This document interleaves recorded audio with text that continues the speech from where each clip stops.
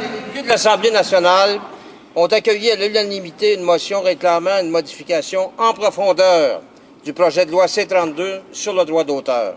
L'Assemblée nationale se montre ainsi solidaire des créateurs et des artistes qui déplorent la création d'un nouveau groupe de travailleurs qui seront dépossédés des fruits de leur travail au profit des grandes entreprises de distribution. Ma question, est-ce que le gouvernement va enfin entendre l'appel du Québec et modifier son projet de loi afin de protéger les artistes et la culture québécoise? Bravo.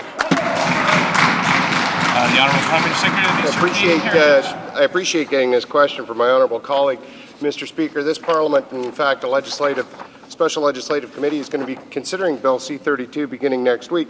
And I think it's important that the member is aware of how many people actually support this bill. Over 400 film, television, and interactive media companies, 150 chief executives across Canada representing companies with $4.5 trillion in assets, 38 multinational software companies, including Corel, Dell, HP, Apple, IBM, and Intel, 300 of Canada's Boards of Trades Association, 25 university student associations. It's a big page, Mr. Speaker. I hope he has another question. Thank you. Non, Monsieur le Président, moi aussi j'ai une belle grande page.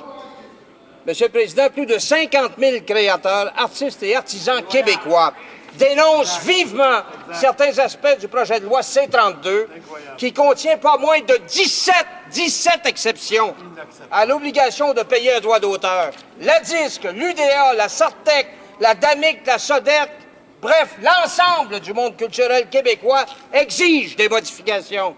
Est-ce que le gouvernement va modifier sa loi pour protéger les droits d'auteur des artistes québécois? Bravo. Honourable Secretary Parlementaire. I'll just continue a little further down the page with all of these groups that have came forward supporting Bill C-32, Mr. Speaker. Companies like, well, how about entertainment software companies, including EA, Microsoft, Nintendo, and Ubisoft?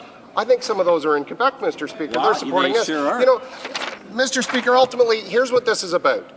The Bloc, the NDP, and the Liberal Party all voted earlier in this House to extend something that we've referred to as the iTax, a tax on digital devices, memory devices.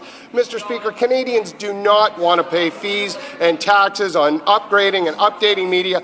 This kind of tax on technology, that's regressive thinking. That's the Bloc.